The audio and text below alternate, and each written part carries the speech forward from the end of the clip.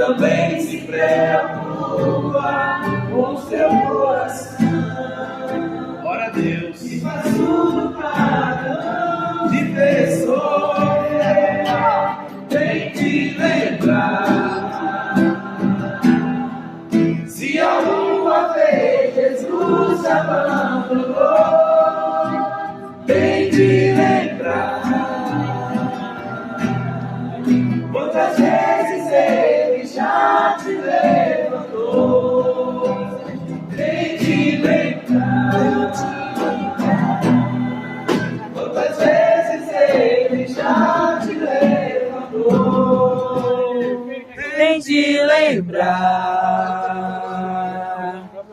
Se alguma vez Jesus te abandonou, tem te lembrar. Quantas vezes Ele já te levantou.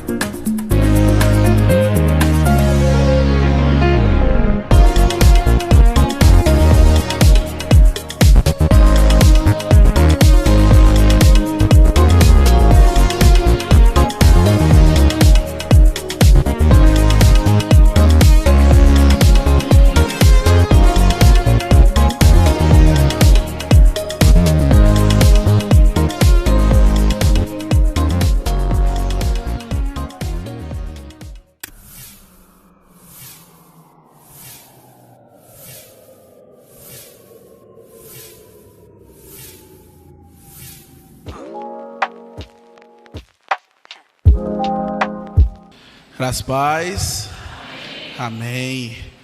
E cada vez mais cantemos que a nossa vida é para o louvor do Deus Todo-Poderoso. Grave essas palavras que você cantou, porque você não cantou para si, você cantou para Deus. Você acabou de afirmar a Deus que a sua vida é para o louvor dEle. Que cada vez mais a gente possa viver todas essas palavras que nós estamos cantando, que nós estamos lendo e que nós estamos pregando. Amados, o texto que vamos trabalhar hoje se encontra na carta que Paulo escreveu à igreja de Éfesos, no capítulo 2. Efésios, capítulo 2. Nós vamos trabalhar o texto que vai do versículo 1. O texto que vai do versículo 1 até o versículo 10. Efésios, capítulo 2, versículos de 1 ao 10. Amém, misericórdia? Amém. Efésios, capítulo 2, versos de 1 a 10.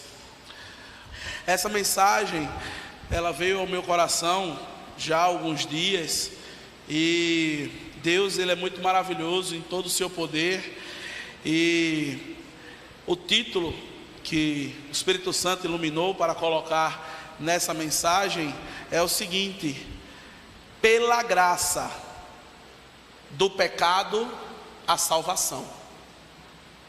Pela graça nós saímos do pecado e temos direito à salvação.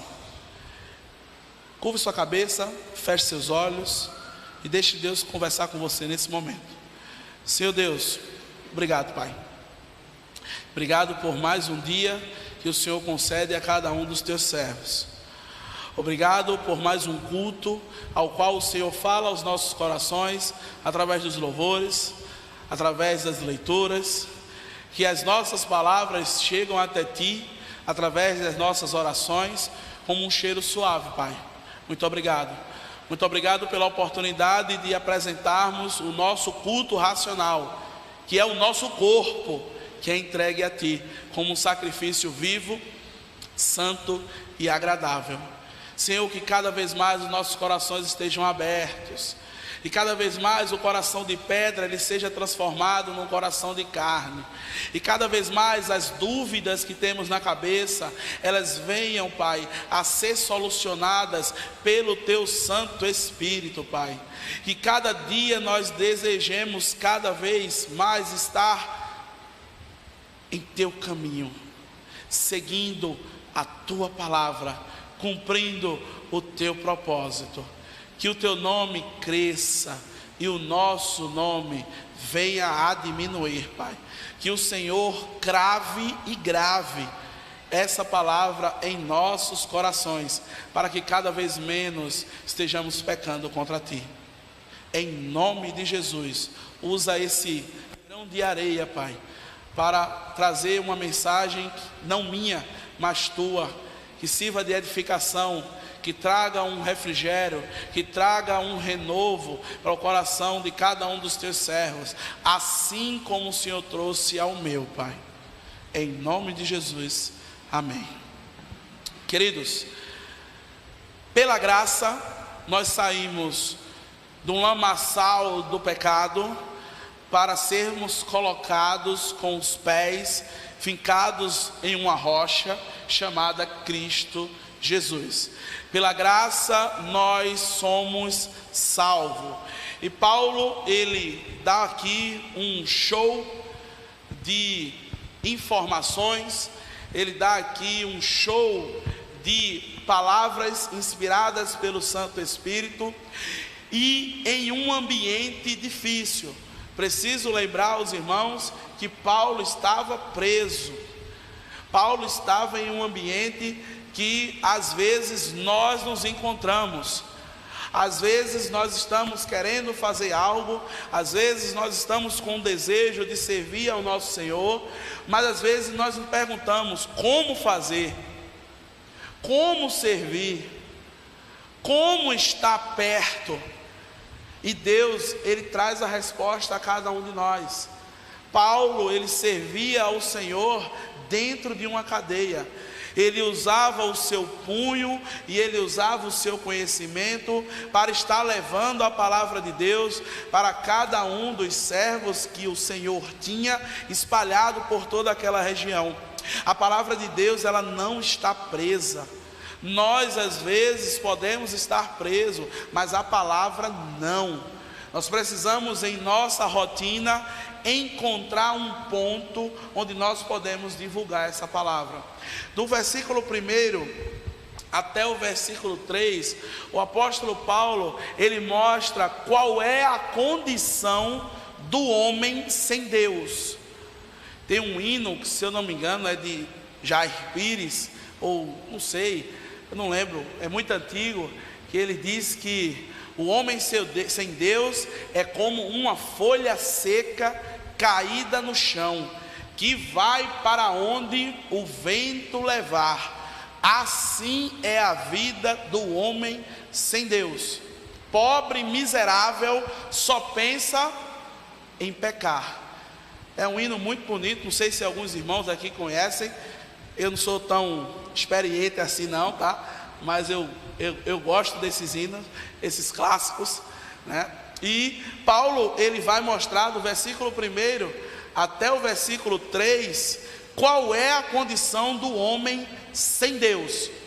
Às vezes nós nos imaginamos, enquanto outrora estávamos no mundo, que estávamos bem, que não fumávamos, não bebíamos, não fazíamos coisas erradas, e estava tudo maravilhosamente certo, estava tudo maravilhosamente tranquilo. Mas a palavra de Deus, ela nos mostra que não. O versículo 1, Paulo diz o seguinte: Ele, Jesus, vos deu vida, estando vós mortos em nossos delitos e... Estão acompanhando não? Pecados. Acompanhe o texto. Acompanhe o texto, porque se o pastor estiver falando alguma coisa que não está no texto, corrija-o. A Bíblia diz que o povo padece porque falta-lhe conhecimento da palavra. Não confiem em mim. Não confiem em mim. Confiem no Espírito Santo que está guiando essa mensagem. Porque eu sempre digo que eu sou o pior que tem. Se não for Deus segurando o volante do meu carro, o negócio dá errado. Então, que possamos estar confiando na palavra dele. E a palavra dele nos diz que sem ele, cada um de nós estávamos mortos. A condição de um homem sem Deus é a condição de morte. É uma pessoa que morto escuta, morto vê, morto fala, morto sente alguma coisa. Quando nós estamos afastados de Deus, quando nós estamos distantes da vontade do Senhor, quando nós não conhecemos de fato o Deus ao qual servimos, muitas vezes nós não escutamos. A primeira coisa que nós não escutamos, conselho, principalmente conselho de pai, conselho de mãe. É por isso que muito jovem tem se perdido de um lado para o outro, porque muitas vezes o pai e a mãe dizem assim: meu filho, não vá por aí, meu filho, o caminho não é esse, meu filho, não faça isso. Mas o filho, ele está em uma condição de morto, porque ele não escuta tudo aquilo que o seu pai está falando.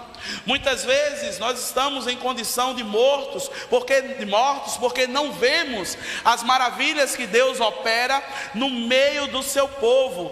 Existem, meus amados, pessoas que já acordam dizendo: meu Deus do céu, o Senhor não está vendo a minha situação? Eu estou passando por essa situação difícil. E muitas vezes essa pessoa não agradece a Deus pelo simples fato de ela estar viva, pelo simples fato de ela estar respirando, pelo simples fato de ela ter acordado, porque muitas pessoas perderam as suas vidas na noite anterior, e muitas dessas pessoas foram para o inferno porque não conheciam a Deus. A primeira condição do homem que está sem Deus é um homem morto. É uma pessoa que ela não escuta, é uma pessoa que ela não vê, é uma pessoa que ela não fala. E às vezes nós encontramos tantas pessoas com esse rótulo no nosso dia a dia. Pessoas que às vezes nós estamos falando o que é certo, mas ela não escuta. Pessoas que às vezes nós precisamos de uma palavra que edifique e ela não dá. Pessoas que por vezes nós precisamos que enxerguem coisas que nós enxergamos, mas elas não conseguem ver. E a gente se pergunta: meu Deus, por que essa pessoa não está vendo? Porque ela está morta, meu irmão. Ela está morta espiritualmente. Ela não consegue enxergar as maravilhas do Deus Todo-Poderoso. O Salmo 119, versículo 18, o salmista diz: desvenda-me os meus olhos, para que eu possa ver as maravilhas da tua obra. Infelizmente, a nossa condição sem Deus é de morte. Você e eu estávamos mortos em nossos pecados, mortos em nossos delitos, mortos espiritualmente. Só isso, meu irmão, é motivo de grande alegria para cada um de nós. Só isso já é motivo de nós estarmos aqui dando saltos soltos. Eu não faço aqui um mortal para frente, um mortal para trás, porque a calça está impedindo aqui, certo? É só por isso, meu irmão. Não pense que é porque eu estou um pouquinho acima do peso, não, tá? Mas, enfim, a primeira condição que Paulo diz aqui do homem é que o homem está morto. Mas ele avança no versículo 2, no versículo 2, dizendo o seguinte: nos quais antes, outrora, segundo o curso deste mundo, segundo o príncipe da potestade do ar, dos espíritos que agora atua nos filhos da desobediência. A primeira coisa que nós vimos, que um homem sem Deus, ele é alguém que está morto. A segunda coisa que nós vimos aqui, que um homem sem Deus, ele tem a característica que ele é guiado por Satanás. Um homem sem Deus, ele é guiado por Satanás.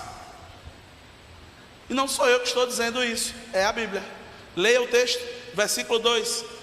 Leia direitinho, quando ele diz que nos quais antes, outrora, segundo o curso deste mundo, segundo o caminho desse mundo, segundo como seguiam esse mundo, dantes outrora, segundo o príncipe da potestade do ar. Quem é o príncipe da potestade do ar? Quem é? O diabo, meu irmão. Não tem a pena de dizer não. Na ideia que Paulo estava dizendo aqui, o contexto que se entendia o príncipe da potestade do ar, nesse contexto aqui, nesse período, os habitantes desse período, eles entendiam que a atmosfera era dividida em três.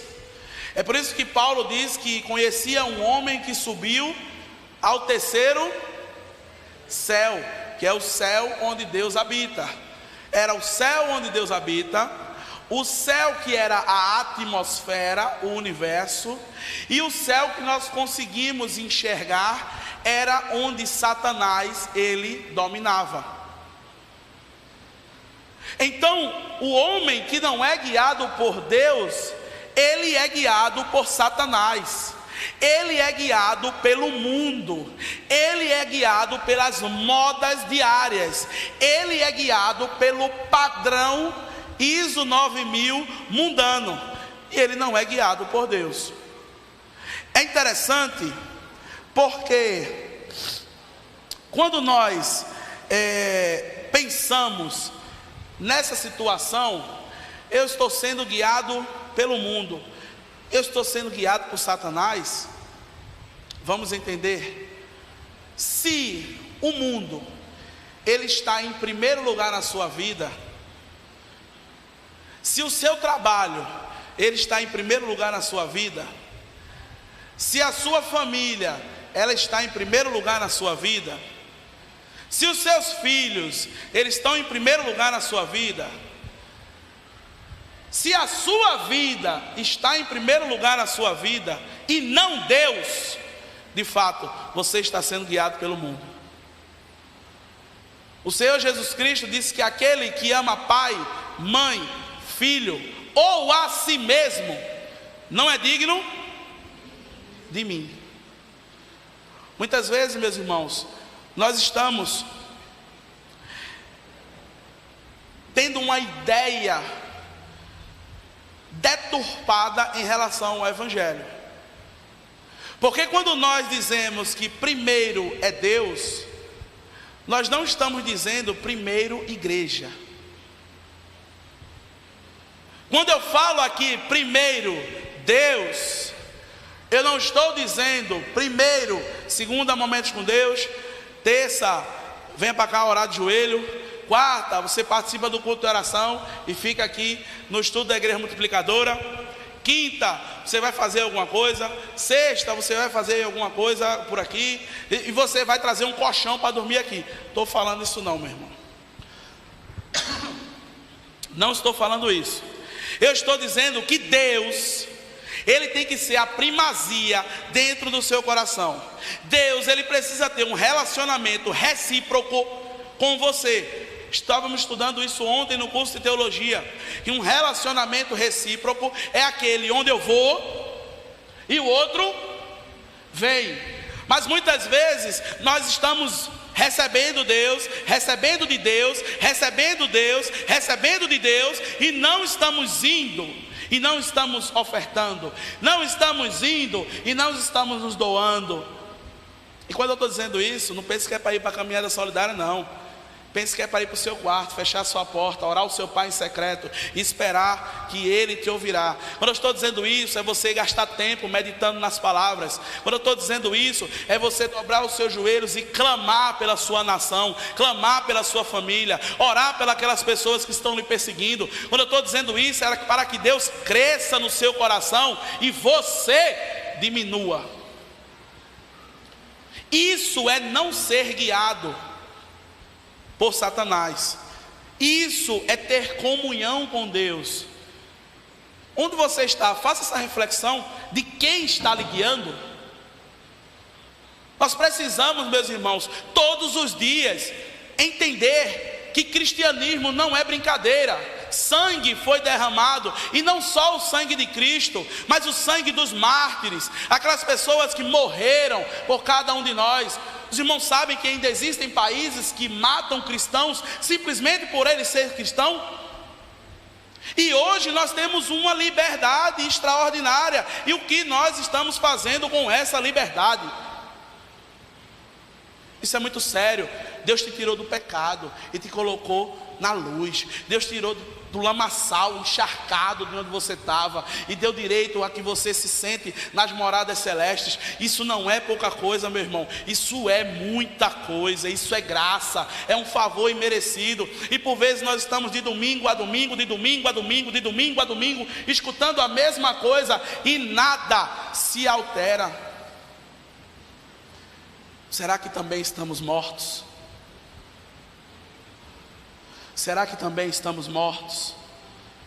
A igreja não batista Jardim das Oliveiras, a igreja mundial, e não é da graça, do poder de Deus, é a igreja que se chama pelo nome do nosso Senhor Jesus Cristo. Ela precisa de fato de um renovo. Ela precisa que cada um de nós venhamos a entender que o sacrifício que Cristo fez não foi para que nós venhamos a viver regalados, como aquela pessoa que juntou os seus celeiros e viu que estava pouco, derrubou outros e ergueu-os maior ainda, e disse à própria alma: ó alma, come, bebe, regala-te.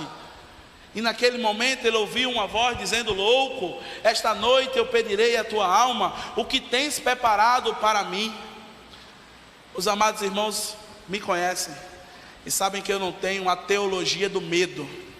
Eu não trabalho a teologia do terrorismo, mas isso é uma realidade. E infelizmente eu seria negligente ao ponto de não trabalhar as escrituras conforme o texto está nos guiando, e eu não faço isso.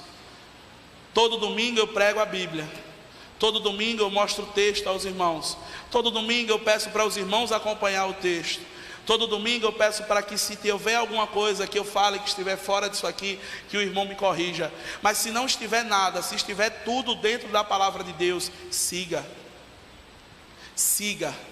avante, porque não sou eu que estou falando, eu não tenho poder para nada. Queridos, é interessante, porque quando nós falamos seguindo, ou sendo seguido, ou seguindo o caminho de Satanás, às vezes nós pensamos em coisas ruins. Às vezes nós pensamos em roubo, às vezes nós pensamos em adultérios, às vezes nós pensamos em desfalques. E aí naquele momento eu estou aqui, ou nesse banco onde vocês estão, dizendo: não, eu não estou dessa forma. Mas aí existe um texto em Lucas, capítulo 14, versículos do 16 ao 24, que faz uma narrativa interessante. Existia um rei que ele convidou os seus conterrâneos para um banquete. E aí ele chegou para um, e quando ele fez o convite, esse um disse assim: eu não vou poder ir não, porque eu comprei ali um terreno e eu vou precisar vê-lo. Aí ele está certo. Aí ele foi no outro. Quando ele chegou no outro, ele o convidou e ele disse: eu também não vou poder ir não, porque eu comprei 5 juntas de boi. 5 juntas de boi, meu irmão, são 10 bois, tá? Junta de boi é porque o boi está junto, para arar a terra, para colocar o jugo sobre ele. Comprei 5 juntas de boi e eu vou precisar ver se o boi está íntegro, se ele não está com a patinha quebrada, se ele está tudo certinho. E o outro, ele chega, e quando ele convida, ele diz: eu me casei, e aí eu estou sem tempo. Eu pergunto aos irmãos: o que há de ilícito em se casar? Existe alguma coisa ilícita? Sim ou não? Existe alguma coisa ilícita em comprar bois? Existe alguma coisa ilícita em se comprar um terreno? Tudo é lícito. Mas aí quando o servo daquele senhor voltou e aí contou a ele, ele disse: está certo, o povo não quer não, pois peguem todo mundo que está ali, ó, na margem da sociedade, traga todo mundo para cá. E o texto se finaliza quando ele diz que todos aqueles que foram chamados não entrarão naquele banquete. O banquete que está sendo falado ali é o reino de Deus, é o reino celestial de Deus. O chamado que foi feito é para mim e para você, que muitas vezes eu tenho algo lícito, ao qual eu preciso ter uma demanda a se fazer. Mas quando Deus chama, meu irmão, acabou-se. Quando Deus chama, você larga tudo. Quando Deus chama, você diz: eis-me aqui, Senhor. Por quê? Porque Ele é dono de tudo. Você não teria nada se não fosse Ele. Você não teria saúde se não fosse Ele. Você não teria emprego se não fosse Ele. Você não teria as juntas de boi se não fosse Ele. Você não teria o terreno se não fosse Ele. Você não teria se casado se não fosse Ele. Então Ele tem o poder e o direito de lhe convocar a hora que Ele quiser e ouvir de você: sim, Senhor, eis-me aqui, envia-me a mim.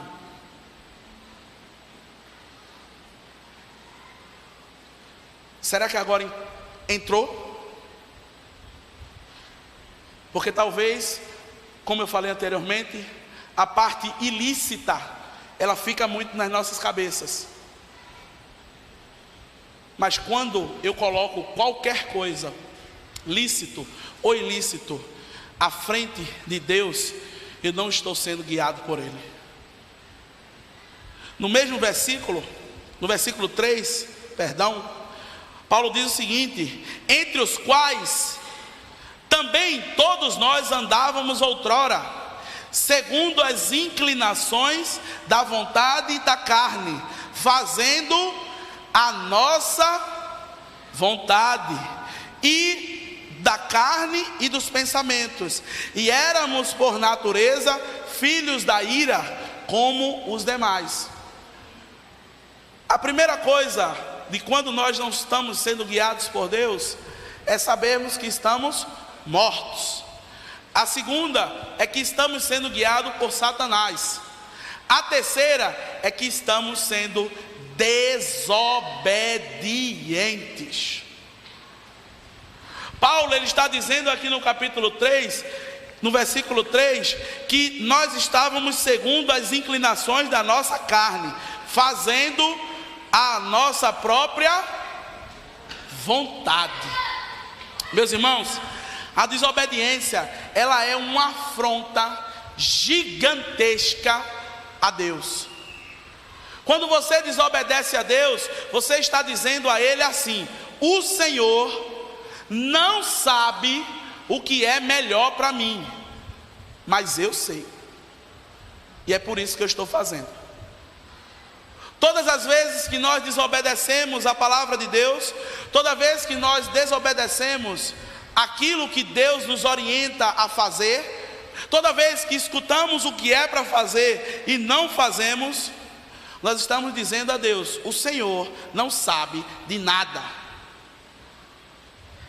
Eu é que sei o que eu estou fazendo. Eu é que sei o tempo que eu tenho que lhe dar. Eu é que sei o que preciso ler na tua palavra. Eu é que sei o quanto eu tenho que orar. Eu é que sei. Infelizmente, essa é a condição do homem sem Deus. Mas eu creio que todos aqui, em nome do nosso Senhor Jesus Cristo, tem o Deus Todo-Poderoso habitando no seu coração. A condição que Paulo nos mostra de um homem sem Deus é um homem morto, é um homem que é guiado por Satanás e é um homem desobediente. No final do versículo 3, ele diz o seguinte: por natureza, filhos da ira, como os demais. O que ele está dizendo aqui? Que todos são assim. Somos filhos da ira, da desobediência, como os demais. Quem são os demais? Os que estão distantes de Deus. E aí, meus irmãos, é uma reflexão que eu faço para mim. Isso nós estávamos ou nós estamos? Porque o texto, Paulo diz que nós éramos passado, nós éramos mortos. Então, se nós éramos, hoje nós ouvimos, nós vemos e nós falamos. Se nós éramos, hoje nós somos guiados pelo Espírito Santo de Deus. Se nós éramos, hoje nós somos obedientes em tudo. E aí é que eu faço a pergunta a mim mesmo: éramos ou ainda somos?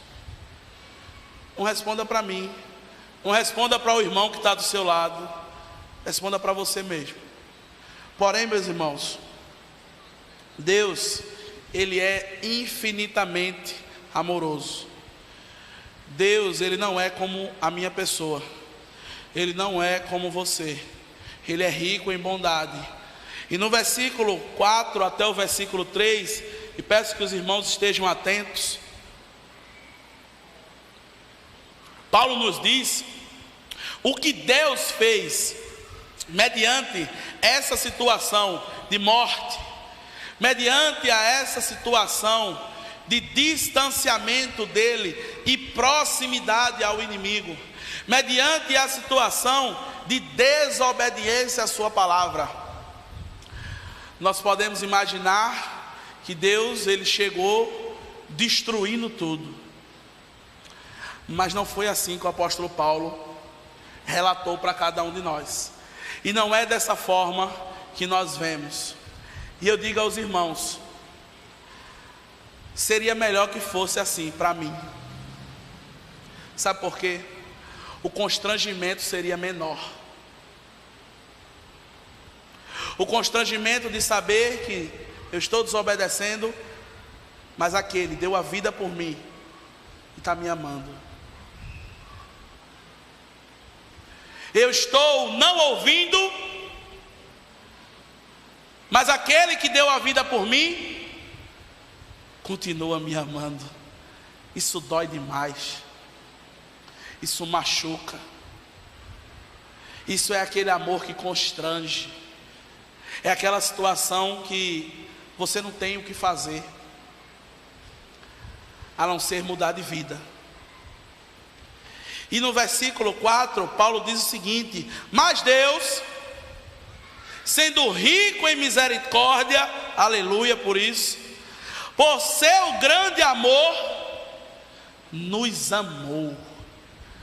Meu irmão, se tem declaração de amor maior do que essa, eu não conheço. Porque às vezes quando alguém pisa no nosso calo, a gente quer logo agredir. Porque às vezes quando alguém fala alguma coisa que nós não gostamos, por menor que seja, às vezes nós já nos desestruturamos e já queremos brigar, querendo matar. Mas Deus não. Deus não. Deus, sendo rico em misericórdia, por causa do seu grande amor, Ele nos amou. A primeira ação que Deus faz pelo homem, que estava morto em seus delitos e seus pecados, é agir de misericórdia. A primeira coisa que Ele fez e faz por cada um de nós é agir de misericórdia. Os irmãos sabem o que é misericórdia? Graça é um favor imerecido.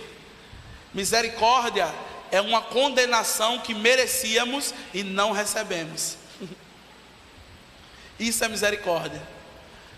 É tudo aquilo que nós merecíamos, mas Deus não nos dá.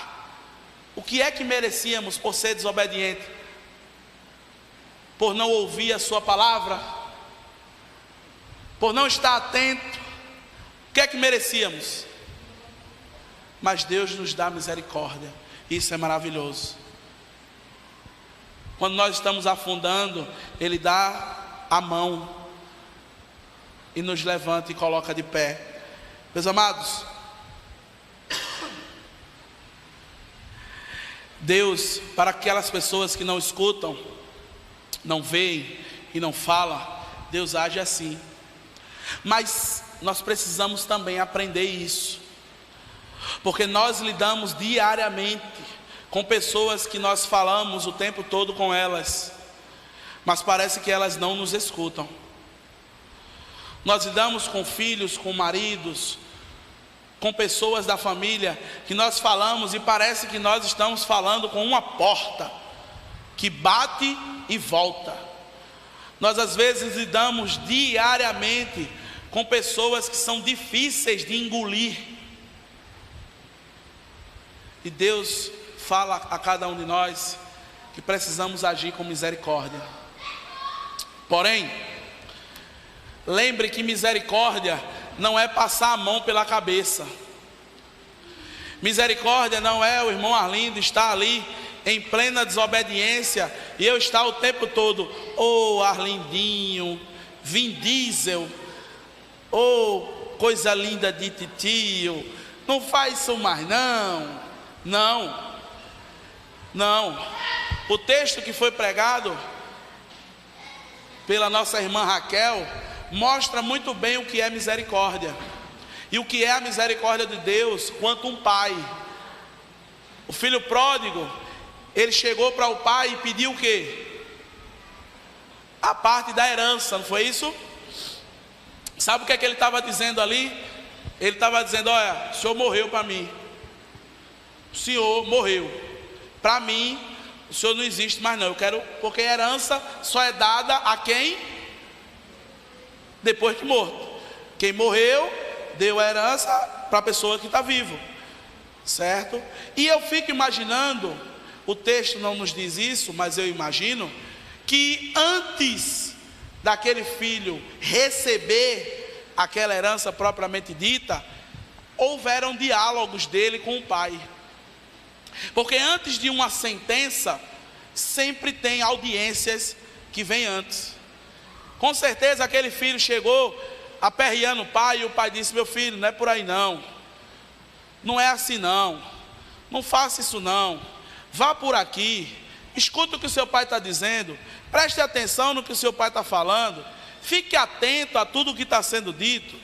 Mas ele não escutou, ele não ouviu, e chegou naquele momento que ele pediu a herança ao pai. E o que é que o pai fez? Agiu de misericórdia. O pai deu o que ele precisava, e ele foi viver uma vida dissoluta.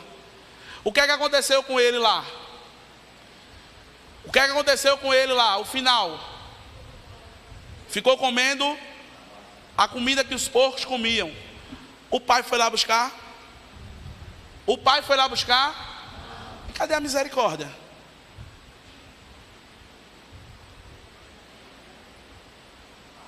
A misericórdia de Deus, ela não é passar a mão pela nossa cabeça, não.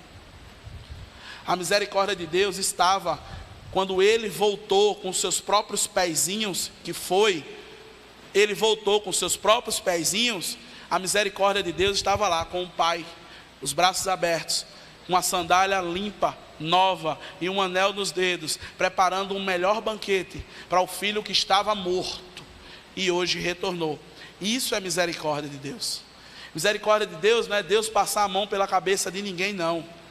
O Salmo 107, se eu não me engano, o versículo 6 ou o versículo 7, ele diz que Deus os entregou, concedeu-lhes o desejo do coração, mas fez-lhes definhar a alma. Agir com misericórdia é, em determinados momentos, ceder o que a pessoa quer. Você não quer, meu filho? Você não quer fazer isso? Você não quer resolver dessa forma? Então resolva.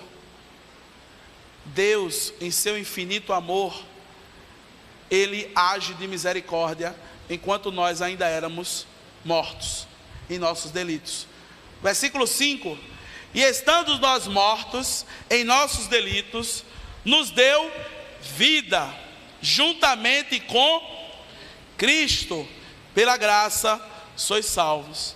Meus irmãos, a segunda coisa que Deus faz mediante a condição de morte do homem é fazer com que a vida dele seja ressuscitada. Quando Cristo ressuscitou dos mortos, nós também ressuscitamos com Ele. É por isso que a doutrina da ressurreição de Cristo, ela é tão atacada, porque se Cristo não ressuscitou, é vã a nossa fé.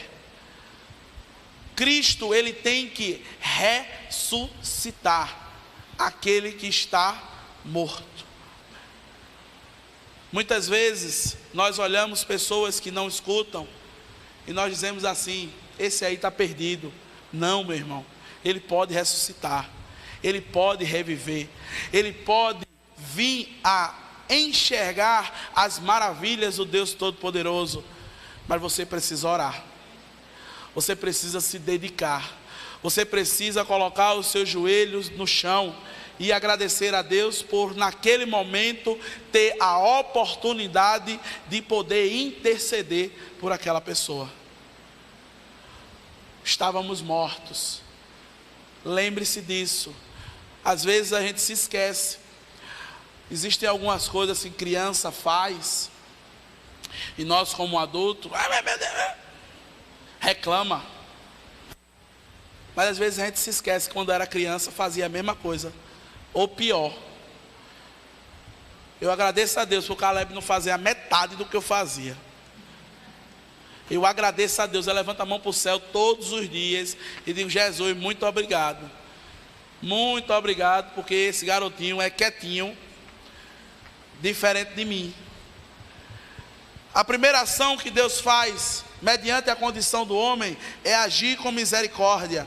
A segunda é nos reviver consigo. A terceira está no versículo 6, que diz: e juntamente com ele nos ressuscitou e nos fez assentar nos lugares celestiais em Cristo Jesus. Meu irmão, você passou da condição de morto para a condição de morador do céu. Você saiu da condição de perdido para hoje ter o título de salvo. É como você sair de um salário de R$1 e começar a ganhar 1 trilhão de reais do dia para a noite. Isso seria muito bom? Sim ou não? Sim ou não? Se for ruim, me dê. Certo? Se alguém aqui conseguir sair de R$1 para 1 trilhão e achar ruim, pode me dar, que eu aceito. Eu vou achar muito, muito, muito bom. Certo? Mas a graça, o favor imerecido, o céu, ele não tem preço. E Deus concedeu a cada um de nós. É sair da condição de morto, desobediente, sendo guiado pelo inimigo, para uma condição de céu, onde lá não tem choro, não tem dor, não tem pranto, só tem a glória do Deus Todo-Poderoso. Isso é maravilhoso, meu irmão. Isso é inefável, como foi lido aqui, e o meu amigo Paulo gosta muito dessa palavra, né, Paulo? Porém, do versículo 7 até o versículo 10, Deus diz uma coisa muito interessante, que é: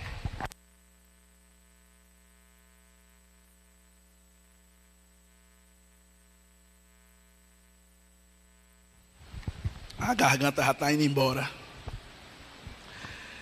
Do versículo 7 até o versículo 10, Deus, ele mostra para cada um de nós, ele nos revela o porquê dele ter feito tudo isso. Deus, ele tira a gente da condição de perdido para a condição de salvo. Tem um hino que eu não me lembro o número, que diz: buscou-me com ternura Jesus, o bom pastor, achou-me na miséria, salvou-me com amor. Nós saímos de uma condição de miserável para uma condição de filho de Deus. Por quê? O versículo 7 ele diz, o versículo 7 ele diz: para mostrar nos séculos vindouros a suprema riqueza da sua graça em bondade para conosco em Cristo Jesus. Deus, ele tirou cada um de nós do lamaçal do pecado para colocarmos com os pés fincados na rocha, para nós testemunharmos do seu amor durante os séculos dos séculos. Deus, ele lhe salvou para que você conte a outras pessoas que ele é Deus. E uma reflexão que eu faço é: será que o nome de Deus duraria 1 ano se dependesse do meu testemunho? Será que depois de 1 ano ainda iria se falar do nome de Jesus Cristo se dependesse de mim? Porque foi para isso que Deus lhe salvou. Foi para isso que o Senhor lhe chamou. Ele não chamou você para você ter um emprego bom. Ele não chamou você para você ter uma família saudável. Ele não chamou você para você ter uma saúde plena. Ele chamou você para anunciar as suas boas novas. Em consequência desse anúncio, as demais coisas, elas vão ser acrescentadas. O texto no versículo 7, ele é muito claro. Só se eu lesse esse texto e não pregasse, ele já estava sendo explicado. É muito nítido. Ele diz no versículo 7, vamos ler o versículo 6 e o 7 para a gente entender. E juntamente com ele, nos ressuscitou e nos fez assentar nos lugares em Cristo, para mostrar nos séculos vindouros. Como é que ele ia mostrar nos séculos vindouros? Testemunho oral, sendo passado de geração em geração, geração em geração, geração em geração. Ele continua: para mostrar nos séculos vindouros a suprema riqueza da sua graça, em bondade para conosco, em Cristo Jesus. Meus amados, o nosso testemunho, ele é muito importante. A falta de testemunho fez com que um povo padecesse no deserto durante 40 anos. Como assim, meu irmão? Se nós lermos o capítulo 1 e o versículo 7 e o versículo 8 do texto que está lá em Êxodo, o texto fala que o povo hebreu que estava morando no Egito por causa de José, ele se tornou muito numeroso, ele se tornou muito rico, eles tinham muitas posses. E depois de um tempo, o versículo 8 diz que surgiu um rei, um faraó, que não conhecia a José. Durante 400 anos, o povo se esqueceu de falar que Deus salvou o Egito através de José. Porque durante 7 anos eles tiveram uma grande fartura. E depois de 7 anos eles tiveram uma fome terrível. E Deus usou o seu servo José para que o povo não viesse a padecer. Mas durante 400 anos esqueceu-se de dizer esses feitos. Durante 400 anos esqueceu-se de dizer que tudo o que o povo tinha sido porque Deus tinha concedido. Durante a minha vida, quantas vezes eu tenho lembrado o nome de Deus para outras pessoas? Se dependesse de você, o nome de Jesus Cristo seria lembrado no ano que vem? Isso é uma reflexão muito pesada. Quando eu recebi esse texto em casa, eu recebi como se fosse uma porrada na minha cabeça, em Deus me chacoalhando e dizendo: anuncie o meu nome, anuncie o meu nome, anuncie o meu nome, pregue a minha palavra, viva a minha palavra, obedeça a minha palavra, siga a minha palavra, testemunhe do meu amor. Meus amados, Cristo, mais uma vez, Ele colocou você em um lugar. Não foi para o seu bel prazer, foi para que o nome dele se perpetuasse durante a história. Uma coisa interessante que a gente vai lembrar muito disso, sabe essas músicas que elas sobem de uma maneira avassaladora e todo mundo fica cantando, todo mundo fica cantando, todo mundo fica cantando, mas depois elas vão morgando, vão morgando, vão morgando, e todo mundo esquece. Com Jesus não pode ser assim, não. Com o cristianismo não pode ser dessa forma. Todos nós precisamos estar falando de Jesus. Mas pastor, eu não sei pregar, Eu não sei falar aí essas coisas que o Senhor está falando. Eu não sei expor um texto. Muitas vezes eu não consigo nem falar direito, porque eu tenho uma dificuldade para falar, ou eu tenho uma dificuldade para ler. Amém, meu irmão? Conte as coisas que Deus fez na sua vida. Conte as maravilhas que Deus tem operado no seu lar, na sua casa, na sua família, na sua rua, na sua igreja. Conte os testemunhos que você tem. Eu tenho certeza aqui que do mais novo ao mais velho, todos têm experiência o suficiente com Deus para começar a falar agora de noite e terminar amanhã de manhã, e olhe lá. E olhe lá. E pessoas ficarem abismadas em saber das maravilhas que Deus tem feito na vida do seu servo. A maior pregação e a melhor mensagem é a que é vivida. Porque se eu falar aqui para vocês e ao descer desse púlpito eu não viver o que eu falo, de nada vai servir para mim. Eu preciso cada vez mais viver tudo aquilo que eu leio na palavra, assim como cada um de nós. Deus, Ele nos revela por que Ele fez isso por nós. Primeiro, para que o seu nome seja glorificado. Segundo, versículo 8: porque pela graça sois salvos, mediante a fé, e isso não vem de vós, é um dom de Deus. Isso é maravilhoso, porque Deus, Ele nos tirou da situação de morte, nos deu uma condição de vida, primeiro, para que nós estivéssemos testemunhando do seu nome.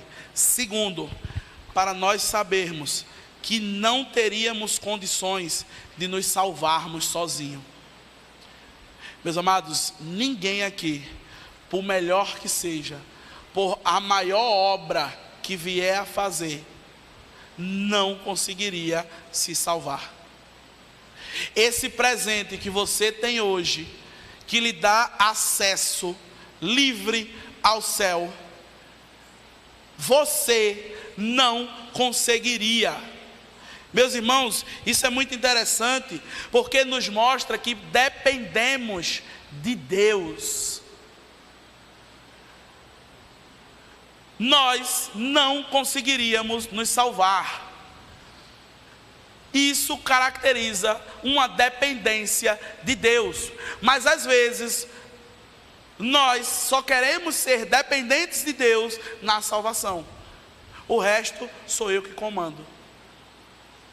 O resto sou eu que faço. O resto sou eu que digo. O resto sou eu que resolvo.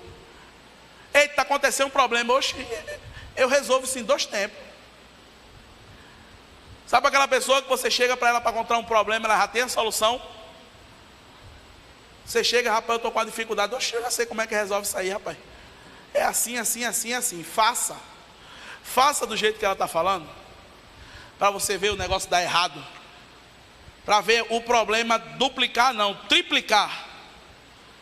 Porque nós precisamos ser dependentes de Deus. Muitas vezes nós achamos que dependemos do nosso trabalho para nos manter. Você não depende do seu trabalho, não, você depende de Deus. Bota isso na sua cabeça. Bota isso na sua cabeça que amanhã você não vai pedir demissão do trabalho, não. Bota isso na sua cabeça que não vai fazer com que você amanhã você peça demissão, não. Pelo contrário, vai fazer com que você trabalhe com mais alegria, com mais felicidade, sabendo que foi Deus que colocou você ali. Meus irmãos, a dependência de Deus, ela precisa acontecer nas nossas vidas. Existe uma peça chamada O Banco, que ela retrata bem essa situação que eu estou falando. Senta-se Jesus no banco, o banco representa a minha vida, tem um jovem do lado, e aí o jovem olha para Jesus e diz: Todas as minhas decisões serão tomadas pelo Senhor.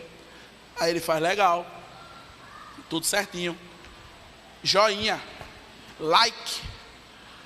Mas aí chega uma amiguinha e diz: eita amiga, vai ter uma atividade hoje lá no shopping, que legal, a gente vai pro Game Station. Tem Game Station ainda no shopping? Faz tanto tempo que eu não vou. A gente vai lá no joguinho que tiver lá, porque pode ter mudado o nome. A gente vai no joguinho lá e tal. E aí Jesus está aqui, né? E aí ela olha para Jesus e Jesus diz: não, tem que chegar em casa. Tu dissesse que ia ler a Bíblia quando chegar em casa, ia pesquisar aquele texto que o pastor pregou ontem. Ela faz assim, ó, pum! Jesus cai do banco, coitado de Jesus. E ela toma as decisões. É uma peça engraçada, mas às vezes eu estou sorrindo de mim mesmo. Deus colocou você no céu, lhe ressuscitou, para que você testemunhe do seu amor, para que você dependa dEle. Quer fazer alguma coisa? Pergunte a Ele se é para fazer. É interessante porque às vezes nós queremos fazer alguma coisa e não temos condição de fazer. Às vezes a gente pergunta pedindo: Jesus, eu estou querendo fazer isso. Ajuda aí a eu fazer e tal. Mas aí a gente espera, porque a gente está sem condição. Mas existem situações onde nós temos a condição. É aí onde é o pior. Às vezes nós estamos em um patamar que eu estou com condição de fazer o que eu quiser. É aí onde eu devo perguntar mais ainda a Deus. É aí que eu tenho que depender mais ainda de Deus. Quando as coisas estão difíceis, nós oramos muito, nós até jejuamos, nós até estamos aqui na igreja o tempo todinho. Mas quando o negócio melhora um pouquinho, a gente só vê o irmão no domingo e olha lá, e às vezes só no culto de ceia. O irmão deixou de ser dependente de Deus. O irmão passou a ser dependente do trabalho. O irmão passou a ser dependente da faculdade. O irmão passou a ser dependente do relacionamento. O irmão passou a ser dependente do filho. O irmão passou a ser dependente do neto. O irmão passou a ser dependente do sobrinho. O irmão passou a ser dependente de qualquer coisa, menos de Deus. No versículo 9, ele diz que não de obras, para que ninguém se glorie. Deus, Ele tirou você do lamaçal do pecado e colocou você fincado na rocha, para você testemunhar do amor dEle, para você entender que precisa dEle, e para cada vez mais a gente saber que a glória é dEle. Muitas das vezes acontece comigo, as pessoas agradecerem alguma coisa que eu fiz, e quando eu não falo para a pessoa diretamente, eu falo dentro de mim: toda a glória é para Deus. Não foi eu que fiz, foi Deus. Eu estava conversando com alguém, eu não lembro quem foi, e a pessoa disse, falando uma coisa, eu disse: eu tive uma ideia. A pessoa falou que teve uma ideia, e eu disse: eita, poxa, essa ideia foi boa. E eu disse: foi o Espírito Santo que alumiou essa ideia. Sabe por quê, meu irmão? As ideias que nós temos do nosso coração, elas não são boas não. Porque o nosso coração, a Bíblia diz que ele é enganoso. Quem o conhecerá? Tudo o que eu tenho de bom vem de Deus. Se eu consigo fazer qualquer coisa, não sou eu, é Deus. Se eu sou um bom profissional, não é você, é Deus. Se você é um bom musicista, não é você, é Deus. Se você consegue resolver problemas na sua vida, não é você que resolve, é Deus. Tudo é dele, por ele e para ele. Quando nós pensamos dessa forma, nós evitamos os olhos altivos. Quando nós pensamos dessa forma, nós pisamos no chão. Eu digo sempre aqui aos irmãos que participam da caminhada, que os lugares onde nós arrecadamos mais alimentos são nos lugares mais humildes. Sabe essas ruas que tem aqui em Arthur Lundgren 1, ali onde o irmão Orandi mora, onde o irmão Marcos mora, aquela rua é bem grande, onde a irmã Célia mora, são ruas grandes, bonitas e maravilhosas. Sabe aqui a Vila Invadida, que as casinhas são bem humildes. Sabe onde é que a gente arrecada mais? Sabe onde é? É do lado de cá, meu irmão. Por quê? Porque tem gente ali que sabe de onde veio. Porque tem gente ali que lembra de onde veio. Tem gente que está ali que lembra que um dia foi assistido por alguém. Tem gente que está ali e lembra que um dia alguém chegou e deu a mão. Tem gente que está ali e sabe que aquilo que tem dentro de casa não foi por causa do trabalho, não foi por causa do mérito, foi porque Deus colocou. Mas quando a gente chega do outro lado, o carrinho de Marcos chega, fica batendo assim, ó, uma zoada da cebola. Lembre de onde você veio, meu irmão. Lembre de onde você veio. Lembre quem você era. A condição que Deus deu hoje a você é para a glória dele. E chegamos no versículo 10, onde o apóstolo Paulo ele fecha com uma forma magnífica, que ele diz o seguinte: pois somos feitura dele, não é feiura não, tá? Somos feitura dele, criados em Cristo Jesus, para o quê? Para o quê? Mais alto. Boas obras, as quais Deus de antemão preparou para que andássemos. Precisa explicar alguma coisa? Precisa não, meu irmão. Precisa não. Deus criou você para fazer as boas obras. E Deus preparou o caminho para que você andasse por ela. Deus quer que você cada vez mais glorifique o nome dele, através da sua vida, através do seu dom, através dos seus talentos, através de tudo que Deus deu a você. E ele preparou um caminho. Você não vai às cegas não, meu irmão. Deus preparou um caminho para você.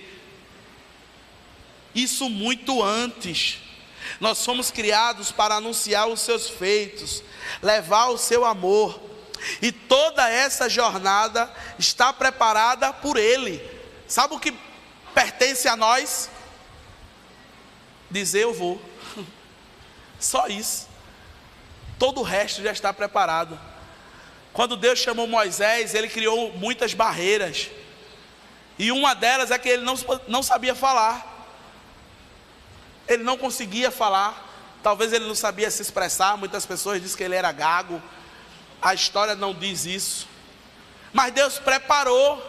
Deus disse, beleza, tem problema não. Reconheço a tua dificuldade, mas tu vai continuar fazendo a obra. Eu vou colocar um camarada do teu lado, que o que eu falar a você, você fala a ele, e ele vai dizer aos outros. E a obra continuou, meu irmão. Meus amados, vendo toda essa ação de Cristo por cada um de nós, eu não tenho palavras para descrever a gratidão.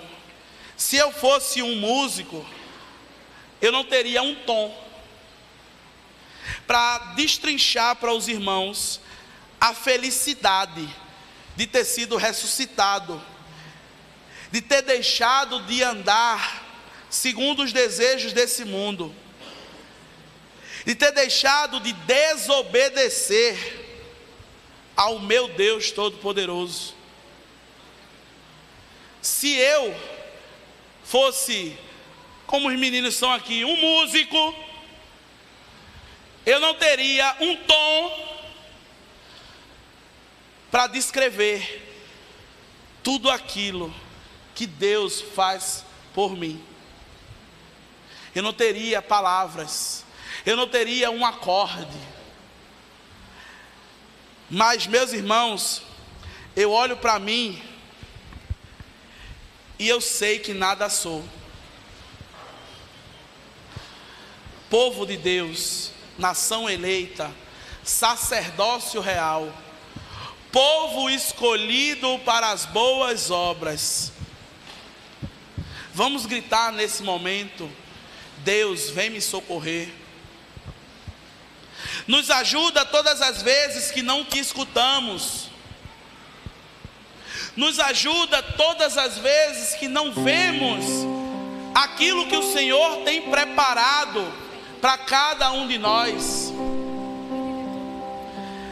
Meus amados, peça a Deus que ajude a você entender que não o deixou, que a sua palavra diz que Ele estará contigo até a consumação dos séculos. Diga a Deus, no momento onde você está aí, meu irmão, que o que Ele faz todos os dias por nós, nós precisamos nos lembrar, porque se vivemos, para o Senhor vivemos. Se morremos, para o Senhor morremos. De sorte que ou vivamos ou morremos, somos do Senhor. Romanos capítulo 19 e versículo 8. Que cada um de nós saiba da condição que estava, da condição aonde chegou e o porquê chegou. Curva sua cabeça. Senhor Deus, muito obrigado, Pai. Muito obrigado pelas bênçãos derramadas sobre a cabeça de cada um dos teus servos no dia de hoje, Pai. Assim também por aquelas eu já te agradeço, que o Senhor ainda irá derramar, Pai. Que nós estejamos todos os dias alegres por saber que o Senhor nos tirou do lamaçal do pecado, que o Senhor nos deu o direito, através da tua graça, de morar nas regiões celestes, e que o Senhor nos deu o privilégio de ser chamados cristãos, de ser chamados pelo teu nome, para anunciar as tuas boas novas, Pai. Muito obrigado.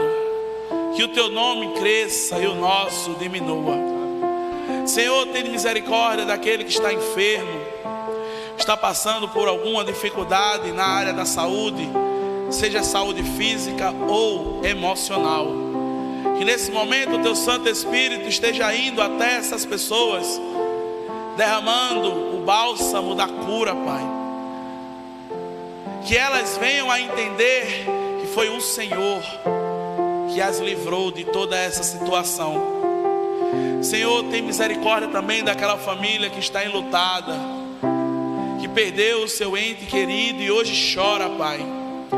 Que o teu Espírito Santo, o Consolador, venha trazer, Pai, com o tempo, a tranquilidade e a paz.